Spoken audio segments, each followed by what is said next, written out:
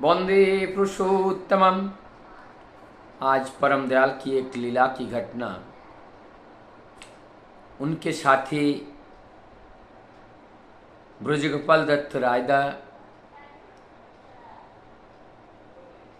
जतिन घोषता, नफर घोषता, अनंत महाराजता आदि अनेकों लोग इस लीला के साक्षी बने थे। ठाकुर जी का उम्र 25 ईयर्स 25 वर्ष। बांग्ला 1295 में ठाकुर जी का जन्म और ये घटना 1320 की। और ये पद्मा नदी के तट पर, जहाँ ठाकुर जी का घर, पास में एक साधना आश्रम भी बना हुआ है और वहाँ जाने के लिए घर से एक जंगल सा जगह है, वो पार करके जाना होता है। और जब वो जंगल पार कर रहे हैं, एक लीक को पकड़कर, छोटा सा जंगली रास्ता को पकड़कर, बीच में वहाँ रुक जाते हैं और जाकर एक कहानी ठाकुर जी सताही बोलने लगते हैं। और वो कहानी है, ठाकुर जी अचानक कह रहे हैं, देखा देखा ज्योतिष घोष आए हैं। तब ठाकुर जी के साथ जो भक्त हैं कह रहे, कहाँ है ठाकुर? ठाकुर जी कह रहे हैं, ये तुम्हारे और हमारे बीच में है। तब अचानक जो ठाकुर जी के साथ के भक्त थे कहने लगे, ज्योतिष घोषदा तो यहाँ से 4-5 दिन पहले वो पंचतत्व में विलीन हो गए। पंचीकृत देह को उन्होंने तो छोड़ दिया। ठाकुर जी कहते हैं, छोड़ दिया तो क्या हुआ? सत्संगी जो भी इस देह छोड़ के चले जाते हैं, उसके बाद वो हमारे पास ही तो रहते हैं। तब इस बात को सुनकर नफर घोषदा के मन में एक कौतूहल हुआ, क्योंकि नफर घोषदा के सबसे प्रिय साथी जतिन घोषदा थे। और जतिन घोषदा चले जाने के बाद नफर घोषदा बहुत चिंतित और दुखित थे। और दोनों लोग ठाकुर जी के परम भक्त थे, जैसे जतिन घोषदा वैसे नफर घोषदा। मतलब ठाकुर ही फर्स्ट एंड लास्ट हैं। ठाकुर जी ने जो बात कह दिया वो बात होना ही है, चाहे जीवन रहे चाहे ना रहे, उसका कोई परवाह नहीं। अब नफरदा कहते हैं ठाकुर जी को, ठाकुर जी बहुत दिन हो गए मैं नफरदा को देखा नहीं हूँ, तो दया करके आप आपकी बार जब आए तो हमें जरा दिखाइएगा।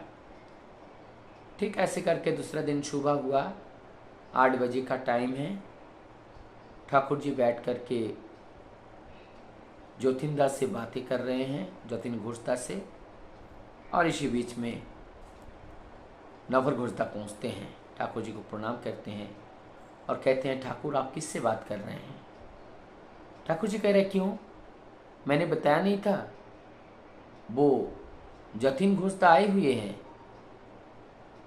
तब ठाकुर जी कह रहे हैं, वो देख। और तब नफर घोषदा जब देखे, एक छाया मूर्ति की तरह दिखाई दिया, जतिन घोषदा की तरह। ये देख करके थोड़ा सा वो अपने आप को संभाल नहीं पाए, तुरंत ठाकुर जी को पकड़ लिए दोनों हाथों से और एक जनी अजीब सा करने लगे, डर सा होने लगा। ये देखकर जतिन घोषता वहाँ से चले जाते हैं। तब ठाकुर जी तिरस्कार के सुर में कहते हैं, ऐसे करते हैं, इस तरीके से डरते हैं, वो तिरस्कार करने लगे। गलती हो गई, इस बात को नफर घुसदा स्वीकार करते हैं और इसके बाद बात चलती रहती हैं। अब इसी बीच में अनंत महाराज दा के साथ की जो घटना है, ऐसे भक्तों के साथ अनंत महाराज भी थे। अनंत महाराज दा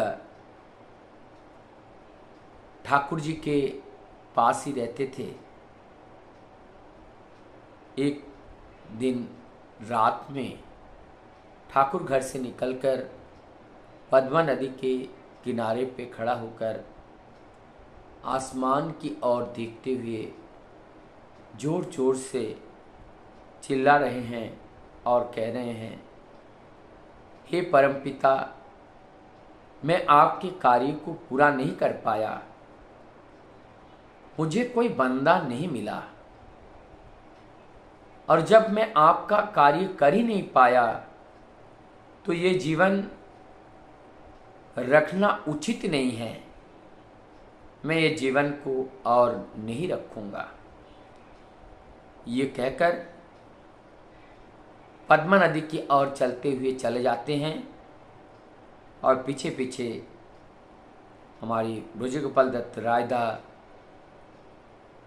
अनंत महाराज दा, किशोरी दा, नपुर घोष दा, सब चलते चले जाते हैं और जाकर के ठाकुर जी के चरण पैर पकड़ लेते हैं।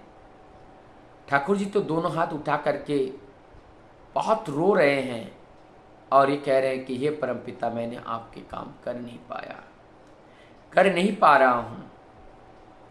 तब उन्होंने जब प्रतिज्ञा किया कि मैं ये जीवन नहीं रखूँगा, तो भक्त लोग ठाकुर जी के पैर पकड़ करके रोने लगे, ठाकुर हम करेंगे, आप जो बताएंगे वो करेंगे। बहुत ही कष्ट करके ठाकुर जी को जब इस बात को बताया गया, फिर ठाकुर जी वहाँ पर मूर्छा गए। मूर्छा जाने के बाद ठाकुर जी को स्वस्थ किया गया और फिर उसके बाद ये जो बातें हैं जीवन की, अलौकिकता की और जीवन की सारी समस्याओं की, परमदयाल ठाकुर जी कहते हैं, नाम करने मात्र से ही जीवन की हर समस्या का समाधान बड़ी सहजता के साथ हो जाता है। लेकिन उनके दिए हुए निर्देश हम करते नहीं हैं और जिस वजह से परमपिता को आज इतना कष्ट उठाना पड़ रहा है। अब जब भक्त अनुरागी ठाकुर जी से बहुत ही अनुनय विनय करके प्रार्थना कर किए, तब ठाकुर जी फिर वापस आए। यहाँ पर कुछ समझने वाली बात है। परमपिता निरंतर हमें आगे ले जाने का प्रयास करते हैं, रास्ता दिखाते हैं।